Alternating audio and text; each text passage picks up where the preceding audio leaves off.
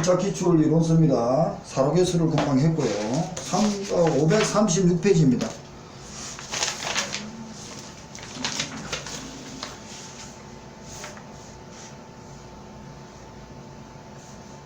(761회입니다) 이론서 536페이지입니다.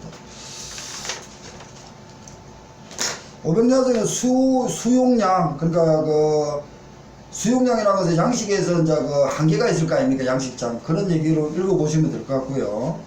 수학과 선별입니다. 이것도 이제 우리가 기초로 먼저 수학과 선별을 하는데, 수학을 했으면은 선별해가지고, 어떻게 되냐면은 노르웨이 있잖아요. 노르웨이도 보면은 우리한테 연어 있잖아요. 연어를 지금 우리한테 수출을 많이 하는데 거의 40% 50%가 노르웨이를 가져온대요. 근데 그 애들은 패스포트가 있대요. 남바가 있대요. 제가 카톡 올렸습니다. 형님들 안 보니까 제가 강의했고요. 그는 어떻게 하냐면은 질병 비슷하게 생기는 거 있잖아요. 그 애가 이제 이렇게 숨 쉴 때 한 번씩 올라오잖아요. 그럴 때면 딱 바코드를 찍어버린답니다. 그러면 제가 어떤 상황이다는 안 돼요. 질병이 있다고 그걸 분리시켜가지고 치료를 한답니다. 혼자 치료할 때는 주사포로 하겠죠. 뭐 집단으로 할 때는 그렇지만, 그런 것도 기술이 나왔지만, 그러면은 연어를 우리가 신선하게 가져온다. 왜 그러니? 이런 식으로 해가지고 기술 문제가 4회 때 놓았습니다. 그래서 그 애들은 그렇게 관리를 스마트하게 관리를 해가지고 수출을 지금 많이 한답니다. 그리고 질병 같은 것도 미리 제가 파악해가지고 바로 치료해버리고, 그리고 그 애는 수산물 이력제하고 같은 거 아닙니까? 바코드가 있으니까 그렇게 해가지고 이력제를 하고 전 세계적으로 노르웨이 같으면은 연어를 그렇게 수출을 많이 한답니다. 올렸습니다. 그때 이제 절식과 그리고 축양입니다. 절식이라는 것은 이제 고기가 팔기 위해서는, 이동을 하기 위해서는 일단 며칠간 온도도 중요하지만 밥을 안 줘야 됩니다. 좀 줄여야 됩니다. 그러고 나서 절식을 했다가 옮기기 전에 축양을 하거든요. 그러고 나서 이동을 시킵니다. 이동시킬 때는 온도가 자기가 원하는 온도보다 조금 낮춰야 활발하지 않을 거 아닙니까? 또 질병 문제부터. 그런 얘기가 절식과 목적 축양입니다. 이게 내용이 있습니다. 읽어보시고 기출입니다. 기출 문제는 좀 읽어봐가지고 봐주시기 바랍니다. 필수 아미노산은 안 녹이를 바랍니다. 요번에 한번 놓았으니까 10개, 12개가 있더라. 이 정도 보고요. 그 다음에 537입니다. 필수 아미노산 종류가 있는데, 아르기닌, 등푸른 생선, 고등어, 참치, 등푸른 생선은 귤, 전복 같은 데는 아르기닌이 있대요. 혹시나 모르니까. 왜냐면 우리가 지금 고등어, 참치, 연어가 지금 굉장히 이슈가 되고 있으니까, 거기에 필수 아미노산은 20개 종류 중에 아르기닌이 있다. 하나만 봐두십시오. 그냥. 나머지 많더라. 그리고 이제 히스티딘은 고등어에 있죠. 우리가 봤죠. 고등어 히스티딘, 수분사 2차도 놓았습니다. 그리고 나머지는 눈에 띄는 걸 봐두십시오. 다 볼 수는 없습니다. 넘어갈게요, 일단. 그런 게 있더라 하고요. 그리고 밑에 타우린이 나왔죠. 타우린. 타우린은 아까 작년에도 필수 아미노산인데, 타우린은 흰가루가 있었죠. 오징어의 문어도 흰가루. 이게 나왔습니다. 우리가 이제 기출문제 놓은 거 위주로만 봐두시기 바랍니다.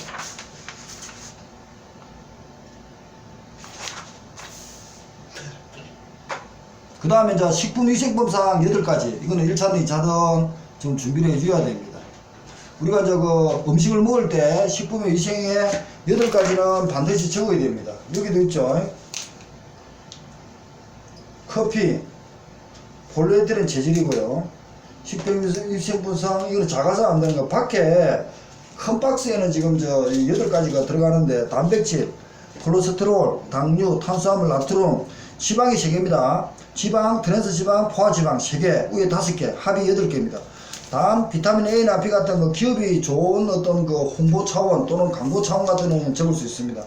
2차까지 준비해 주시고요.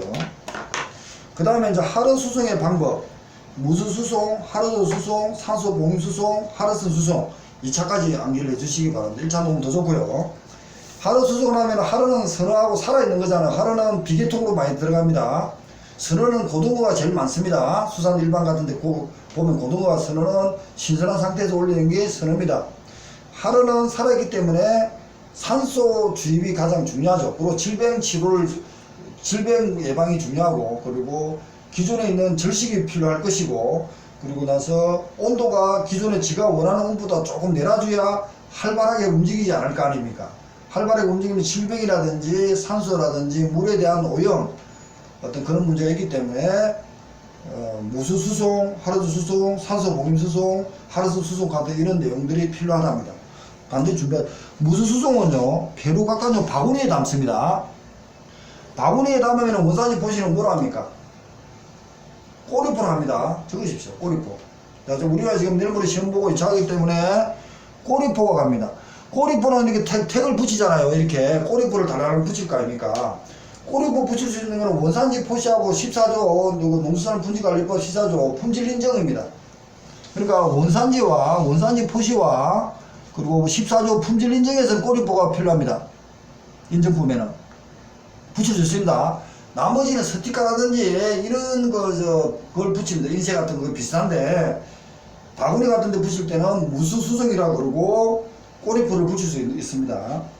하르저, 트럭 적정량 하르 수송 같은 거, 산소 봉인, 뱀장어 수송할 때도 필요합니다. 산소 봉인하고 뱀장어 같은 거 있으면요, 이렇게 맨발을 넣고 이렇게 산소 넣고 물 넣고 해가지고 딱 이렇게 그 위에 묶습니다. 이게 산소 봉인 수송입니다. 그리고 하르선 수송할 때는 옆에 이제 보통 한입구로 해가지고 산소를 넣고 주입시켜줍니다. 그래서 이제 기출문제 분수를 보면요, 1번 문제 그 답이 그거는 사육 수온보다 낮게 유지하는 것이 일반적이다. 맞잖아요. 그래 활동을 줄여줍니다. 그리고 빨리 이동해야겠죠. 그 내용이 밑에 있습니다. 그리고 이제 밑에 동결 수송과 빙장 수송이 있습니다. 동결은 동결시켜가지고 마이너스 40도로 다랑어 참치 같은 거는 40도 이하로 해가지고 수송을 하고요. 빙장은 얼음덩어리 연근해서 쓰는 거죠. 얼음덩어리 빙장해가지고 쉐빙법, 수빙법, 그 약재얼음법이 나옵니다. 쉐빙법 안에는 얼음하고 부딪히는 게 잘못해서 아이스본에 내가지고 불량이 올 수 있고요. 그 다음에 빙장법에 대체할 수 있는 게 뭡니까? 냉각 해수법이 있습니다. 물로 침지한다는 거. 물론 그레이징 할 때는 분무법하고 침지법이랑 그레이징이 있습니다. 그 내용하고는 다릅니다. 그러니까 하루, 선어, 빙장법, 동결, 수송, 냉동대가 있는데 다른 것 같은 거는 마이너스 40도 이하에서 얼려가지고 이동시킨답니다. 그럼 이동에 대해서는 얘기를 된 겁니다. 우리가 선어, 하루, 선어, 그리고 해조류 이동부터, 해조류 뭐 이런 얘기까지 다 언급이 될 겁니다. 그게 이제 수산물 유통론이든 일반이든 다 나오는 겁니다. 자, 질병입니다. 질병은 저 같으면 포기합니다, 솔직히. 남은 기간에. 왜냐하면 수산 일반에는 질병이고요. 수하고 품질관리는 세균하고 바이러스라든지 식중독에 대한 내용입니다.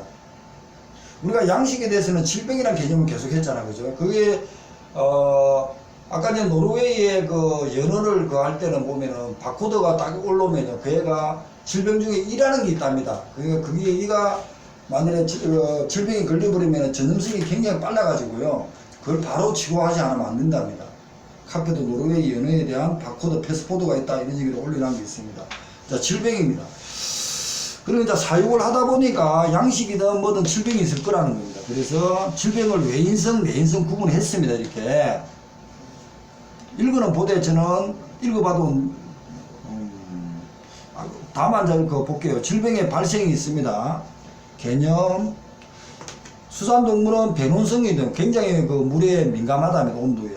그래서 질병의 발생은 사육수 어종의 환경, 수온, pH, 염분 농도, 유기물의 오염도와 밀접한 관계가 있어가지고 우리가 질병이 노출되어 있답니다.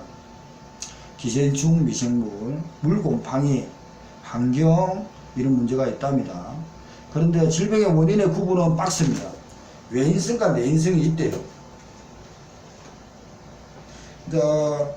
내인성은 유전이라든지 면역 능력이라든지 자기 본연에 대한 문제고요. 외인성은 외부적이죠. 기생성이 있고요. 병원 생물이 있고요. 기생충이 있답니다. 비기생성은 영양적 요소라든지 환경적 요소가 비기생성이라고 교수들은 분류를 합니다. 하기는. 이해 가면은 봐두시고 이해 안 되면은 버리십시오. 지금은. 비기생성은 그 환경적, 영양적 요인이 있더라. 이렇게 가지고 환경 요인은 수온, 수질, pH, 용존, 산소 등입니다. 산소가 아니고 산소입니다. 등입니다. 어류의 질병입니다. 어류는 질병의 특징이 뭐냐면요, 물이라는 게 있는 겁니다. 그래서 질병은 숙주와 기생충의 관계가 불균형을 상실하여 발생하지만 어류의 감염증은 최대 특징으로 볼 것은 숙주가 수중생물이라는 겁니다. 수중생물이 있으니까 미생물이 그 물을 타가지고 전파가 되니까 빨리 전염되니까 물 차단, 물 오염이 가장 문제라는 겁니다. 그런 개념을 보고 있더라고요. 그래서 수중생물의 질병이란 감염증을 유발시킨 병원체가 숙주에 이탈하여 육상의 공기 중에 비하여 훨씬 더 수중에 생존하기에, 말이 좀 이상한데, 물을 통해 전염성이 굉장히 빠르답니다. 교수들은 그렇게 보고 있습니다. 그래서 한 마리가 만약에 질병이 발생하면 그냥 퍼져버린다는 거예요. 그래서 한 마리가 질병이 생기면 바로 셀렉트 해가지고 치료를 하지 않으면 안 됩니다. 그런 개념으로 물이 전염병의 매체다. 그래서 물 관리가 중요하다. 이렇게 보시면 됩니다. 그 다음에 질병의 기출입니다. 어류 양식에서 발생하는 진균성 질병. 짜증납니다, 이제. 물론 수생군병인데, 물 곰팡이로 인한 사프로 레그니아 속에라고 합니다. 암기하시겠습니까? 이해하시겠습니까? 이 문제는 그 25문제에서 영모라 내면 2문제지만 1문제 이상은 안 나옵니다. 그래서 고민해 주시고 가지고 정리를 해 주시는데, 다만 밑에 질병의 확인 방법, 유관검사, 세균성 질병, 기생충병, 바이러스 질병, 그러고 나서 여기 이제 그 바이러스성, 세균성 질병, 그러고 나서 사로성 질병 이렇게 나눕니다, 나누기는. 근데 모든 거에도 세균성 질병, 에로모나스, 콜롬나리스, 비오리오, 할주 세균증, 노카르디아증, 에드와드병, 연쇄 상구군증, 기생충병은 스쿠티카증, 아가미 흡착증, 백전병, 바이러스 질병은 점령성 조엘 괴사증, 이리도 바이러스 감염증, 버나 바이러스 감염증, 림포시스티스종, 새우 흰반점 바이러스병, 점령성 치장 괴사증, 그리고 밑에 박스에 에로모나스병, 이리도 바이러스, 그리고 백전법 이렇게 특징은 몇 개 있습니다. 이것만 먼저 해주시기 바랍니다. 근데 여기서 보면은 바이러스 중에서 림포시스티스종의 기출이 한번 됐고요. 에드와드병인가 이것도 기출되었을 겁니다. 근데 바이러스성이 아니냐, 기냐, 바이러스성 질병이 아니냐인데 바이러스를 갖다 잃지는 않겠죠. 기출 문제를 보시면 그렇게 되어 있습니다. 그리고 에로모나스병이 위에 세균성 질병이 하나 있었습니다. 솔방울병이랍니다. 봄에 각종 담수어류에 발생한다. 만성화되면 피부나 근육에 궤양이 야기하고 구강 기름의 항문에 출혈이 동반한다. 에로모나스병 세균성 질병입니다.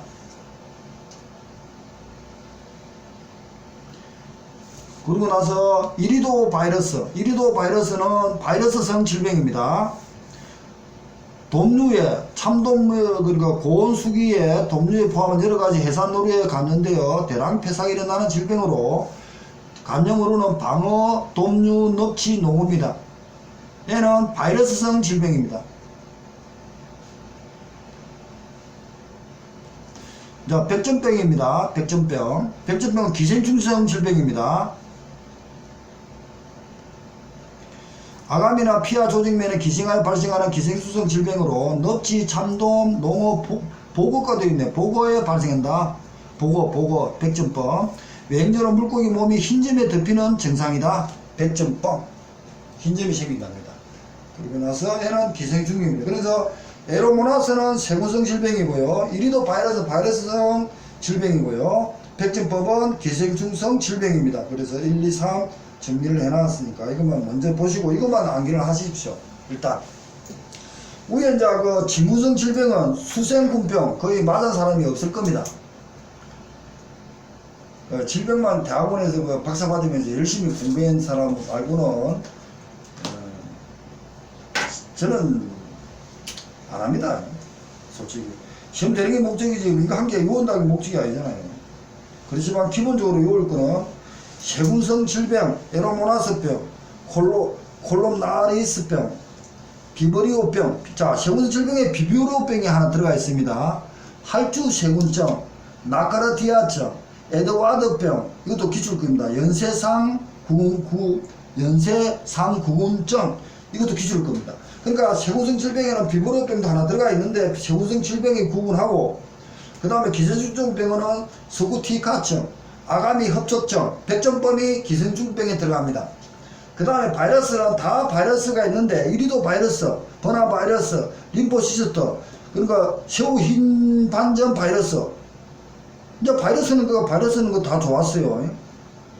근데 전문성 조혈 개사증, 림포시스티서증, 그리고 전염성 지장 개사증. 근데 바이러스가 없는데도 바이러스 질병에 분류됩니다. 기출 시험은 어떻게 될 거냐 이거 고민해야 됩니다. 우리가 기출에서는 바이러스 질병이 아닌 것을 이렇게 물어봤을 겁니다. 그러면 바이러스 질병이 아니니까 바이러스를 갖다 있지는 않겠죠. 한번 기출로 한번 가볼까요? 질병이 나오면은 너 당스럽게 하지 마시고 포기하든지, 그러니까 무리 써가지고 답을 찾든지 둘 중에 하나를 봐야 됩니다. 자, 바이러스 질병을 보겠습니다.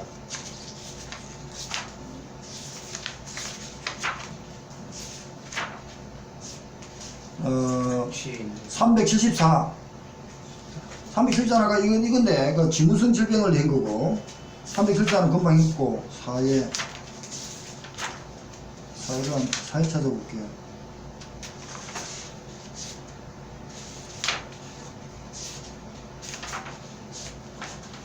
사회도 지금, 올해 이쪽에 녹이 오겠네요. 네? 뒤에 어디에요? 다른 장 회장이 안 넘겨봐. 아, 예, 있네, 맞네. 예, 이로서에 바로 있네요. 이거는, 몇 페이지인지 모르겠는데, 기출, 분석. 예. 근데 물론, 양식의 질병 치료 주사법 단체 아니냐, 이거는 뭐 쉽게 넘어갈 것이고요. 바이러스 감염의 질병 옳은 것만. 바이러스니까 바이러스는 빼야겠죠. 바이러스병. 비브리오병 딱 빼놨잖아요. 그죠? 그러니까, 이거 찍으면 안 됩니다. 바이러스와 비브리오는 다릅니다. 비브리오. 세균성 질병이고요. 림포시스트병하고 전선 조혈기 개사병. 니은 뒤끝이 답인데, 그런 문제였다는 겁니다. 그래도 이제 사로성 질병, 진구성 질병, 기생충성 질병 이런 식으로 네다섯 개로 나누더라고요. 네다섯 개.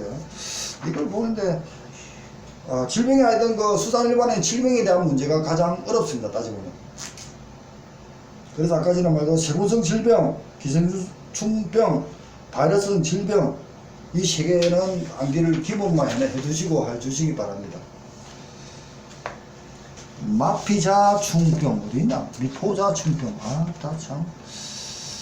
미포자충병 어디서 왔는지는 몰라도 참 방금 기생충에 들어가네. 미포자충병.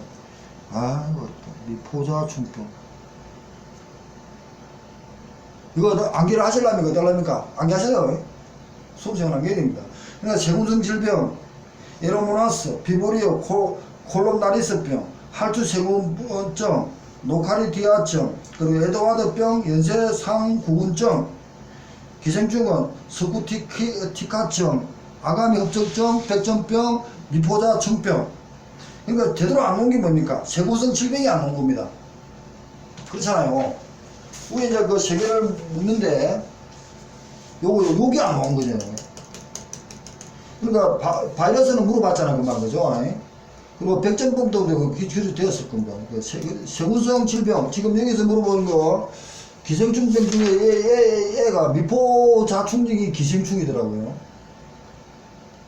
그러면 이제 비보리오는 이거네요. 비보리오병, 이거 한 온 거거든. 녹이 다 나왔지만, 바이러스성 질병이 아닌 거는 이걸 물어봤잖아, 그죠? 질병은 물어봤잖아. 그러면은 애가 놀게 해줬잖아.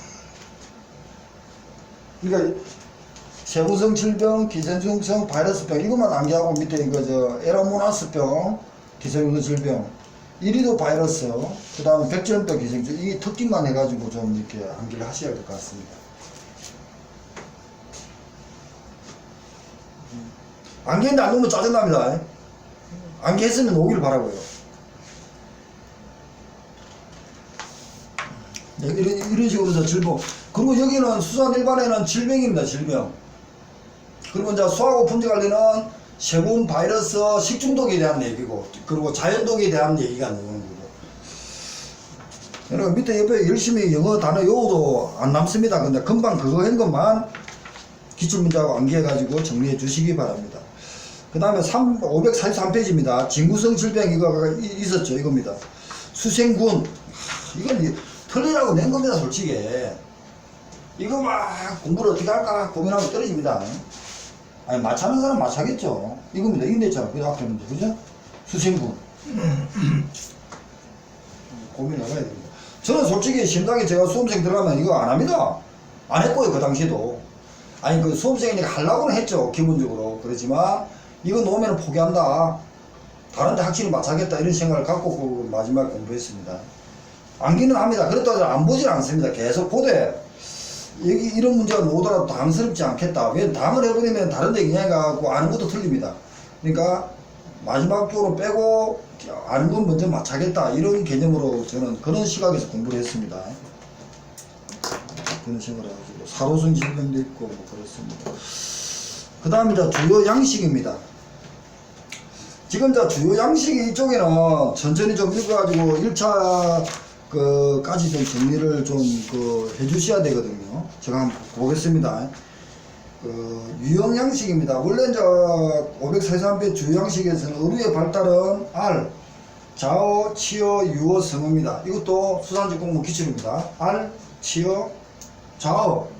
알에서 스스로 움직이는 고기. 그 다음에 치어, 1년 이하의 고기. 그 다음에 유어, 어린애 아이 고기. 그 다음에 성어입니다. 발달, 유형동물 움직이는 거죠. 넙치, 강어.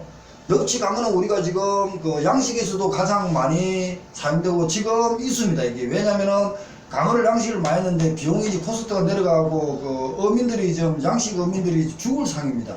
최근에 신문에 났습니다. 시사입니다. 양식, 강어. 제주도 남해안, 이게 기출이었습니다. 제주도 남해 중심으로 종모 대량 기술이 개발되어 방류나 양식도 증보되어 60년대 일본에서 부화 자가 양식 성공했다. 성장이 바르고 아닙니다. 빠르고 경제성이 있고 그러니까 빨리빨리 키우겠죠. 산란기는 주로 수온이 15도 전후다. 이런 데 특징을 받으시오. 분리부 성난 아닌가? 성난인가? 아, 틀림이 특이합니다. 다의 산란행이고 알은 분리부 성난이래요. 용어 잘못 쓴 것 같다. 그 다음 부화는 수온 18도입니다. 이렇게 한 번씩 탁 던지잖아요. 그죠?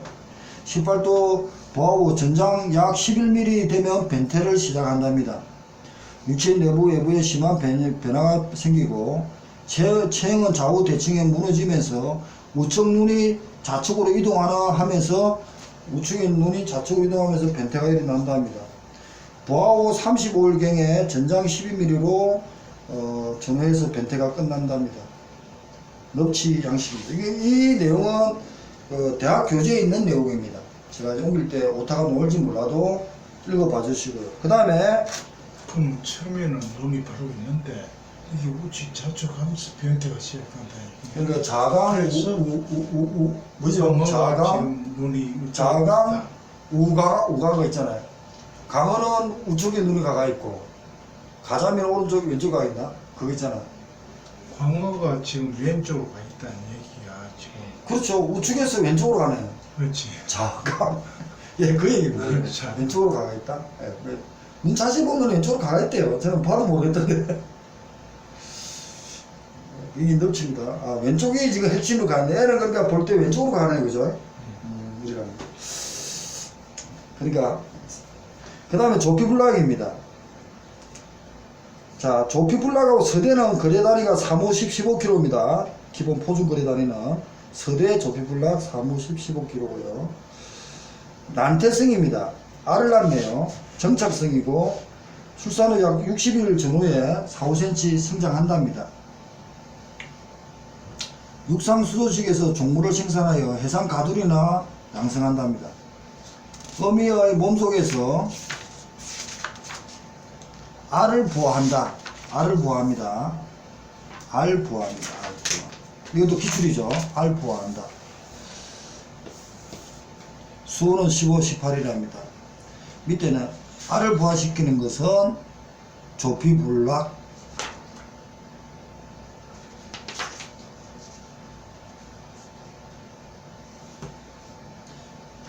이제 뱀장어입니다. 뱀장어는 기출이니까 그 레토셰팔루스는 마지막에 그것만 봐주시면 되겠네요. 기출이 2번 나왔습니다. 현재로 양식이 안 되는 거 뱀장어. 그리고 뱀장어의 저 변태 과정에 치어 같은 거 있는 거 먹고 뭐 이렇게 자꾸 물어봤습니다. 유생 과정에 레토셰팔루스 뭐냐 자꾸 물어봐. 2번 나왔습니다. 뱀장어. 밑에 있네요. 읽어보시고요. 자, 연어 한번 보겠습니다. 밑에 박스에 연어. 아까 노르웨이 연어가 있습니다. 노르웨이. 연어는 생육 체제가 17도 이하인 한해성 어종으로 여름철에 수온이 크게 오르는 우리나라에서 양식이 어렵다. 우리는 어렵답니다. 이에 수심 25m 내려갈 수 있는 부침시 가두리, 수면 아래로 침하시켜서 수중에 양식할 수 있는 맞는 시설을 활용하여 수온 15, 18 유자의 연어 양식에 성공은 하는데 잘 안되네. 여름에. 그죠? 한해성이니까. 어디 그 강원도 노르웨이. 어디 예. 그쪽으로. 예. 작년인가 재작년에 연어 했다고 지금 막 신문 나오고 이랬어요. 그걸 말이야. 근데 지금 문제로 우리 연어가 40% 이상이 노르웨이에서 수입한답니다. 가물치 있고요. 메기. 그 다음에 무지개 송어입니다. 냉수정입니다. 그 청계산이라는데 어디 가면은 그 바다 내려오면은 무지개 송어 양식을 많이 하더라고요.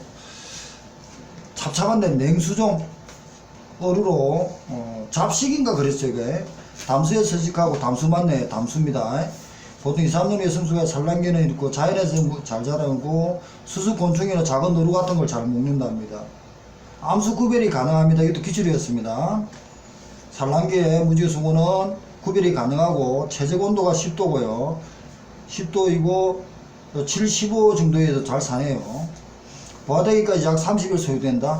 암수 구분이 가능하다. 이것도 기출이었습니다. 밑에 있네요. 무지개 송어. 현재 완전 양식 가능하다. 산란기는 아까 어디냐? 겨울에는 겨울 그죠? 겨울이다. 겨울인데 여름은 아니네요. 겨울이다. 네, 겨울이고요. 양식이 최적 뭐 10도 정도고 7에서 15 사네요. 불가능하다 틀리고 답은 1번이래요. 이렇게 놓았습니다. 일단 기출이. 그 다음 그 뱀장어 2번, 무지개 송어 담수에 놓고 냉수정이 놓았고, 그리고 소피불하고 우럭 놓았고, 넙치 강어가 기출이 되었습니다. 참돔도 놓았습니다. 참돔이 뭐라 놓았냐면요, 그 햄염성, 그러니까 소금 농도에 굉장히 민감하다 이렇게 놓았습니다. 참돔. 농어는 하지 않았고, 농어가 지금 갱굴로로로 들어가야죠. 그 연골로로는 뭐가 놓았습니까? 그 가오리, 홍어, 무슨 또 상어도 하나 있는데. 홍상어. 예. 홍상어? 예. 농어는 갱굴로로입니다. 그때 놓았는지 모르겠습니다. 그 다음 이제 대하입니다. 유형성 저서동물의 형치구 바다 밑에 삽니다. 대하입니다. 대하. 흰다리 새우는 그 1회 2차가 놓았습니다. 그리고 흰다리 새우는 우리나라 들어가지고 4개월인가 지나면은 메이드 인 코리아가 4개월 맞죠? 메이드 인 코리아가 됩니다. 그게 한번 놓았고요. 흰다리 새우. 그러니까 놓은 건 1차는 안 놓았으니까 어떻게 볼 거냐 봐야 되는 겁니다. 지금 말씀드리는 거는. 흰다리 새우. 4개월이고 3개월. 4개월인데 이게. 3개월 지났는데. 그러니까 뭐가 그러니까 흰다리 새우 4개월, 그리고 그 외에는 6개월, 그리고 앞에가 뭐죠? 뭐가 3개월 이렇게 되어 있습니다. 제가 정리 한번 해볼게요. 4개월 해놨는데. 일단 흰다리 새우가 이걸 읽어보셔야 됩니다. 왜냐면 1회 2차 기출 문제니까 흰다리 새우는 언급된 걸 좀 언급을 고민해 주셔야 됩니다. 중남미 지역의 원산지로 중심은 멕시코, 게타르 페루 등이 도체 양식이 되고요. 흰달 CO 양식을 시작했고 4월 이상 돼야 되고 4월 맞을 겁니다 형님. 성장이 빠르고 환경 정립 탁월하다. 동물성 단백질 요구량이 적어서 이제 비용이 작게 들어가네. 특이하네요. 비용도 적게 들고 양식 대상에 조건이 좋다. 적합한 수온은 온도가 높네요. 23, 30이고 염분은 28, 34 이것도 온도가 되네요. 수온은 18도 이하의 경우에 활동이 중지되고 구도는 죽어버린다네요. 야, 온도가 굉장히 높네, 그죠? 흰달의 시호입니다. 그 다음 대하입니다, 대하. 대하는 지금 제대로 안 놓았으니까 어떻게 할 거냐, 이제 이거 봐야 됩니다. 여기 이제 대하는 작년에 놓았잖아요, 그죠? 그거 보세요. 대하는 서해에 서식하는 새우종이고, 평균 체장은 22 정도입니다. 그러면 대하는 체장은 뭡니까? 조개로 갑각류니까 길이를 뭘 재죠? 갑작? 들어가겠죠, 그죠? 앞에 한번 보세요. 새우하고 게하고는 다 들어가.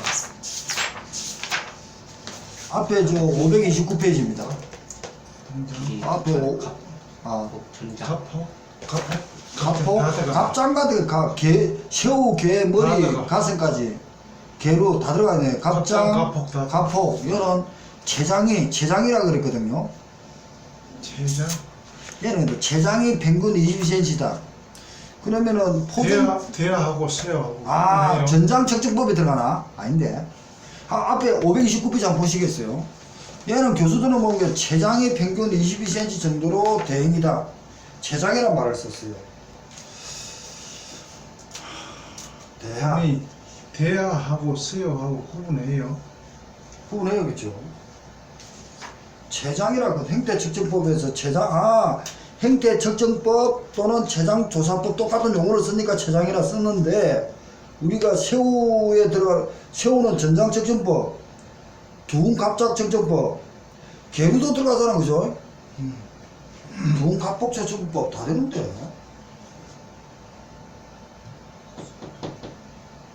계량체장. 개가 다 전장 측정법도 되고. 예. 두음갑작. 좋은 갑장 측정법 머리에서 가슴까지. 머리에서 가슴까지는 아닌데. 그러니까 뭔지 이거는 폴까지잖아. 문제 예. 안 난다고 봐야 되지 않나고 합시다. 그 애매한 건 논란의 대상이 되는 거야. 그럼 물어볼 때 그 오징어는 동장이고 비린체장은 멸치고 새우 같은 거는 왔다 갔다 한다 이런 식으로 놓을 수 있겠죠. 저번에 그렇게 놓았잖아요. 행링을 보는데 개 새우는 뭐 측정을 어떻게 할까 잘 모르겠다 이렇게 놓았잖아요. 그걸 말하는 겁니다 지금. 근데 교수들은 체장은 22cm다 대형이다. 성장이 빨라 1년 이내에 음미가 되고 승수가 남건 난수에 청록색을 띠고 밤에 3, 4일에 걸쳐 산란이 하고 아래 수온은 18도 정도고 33시간 지나면 노플리우스, 조에스, 미시스, 후기 유생으로 이거는 기출이었네, 그죠? 저기 새우인가 있잖아. 무슨 새우인가 뭐 놓았잖아요. 대안에 같이 갔네요. 노플리우스, 조에스, 미시스.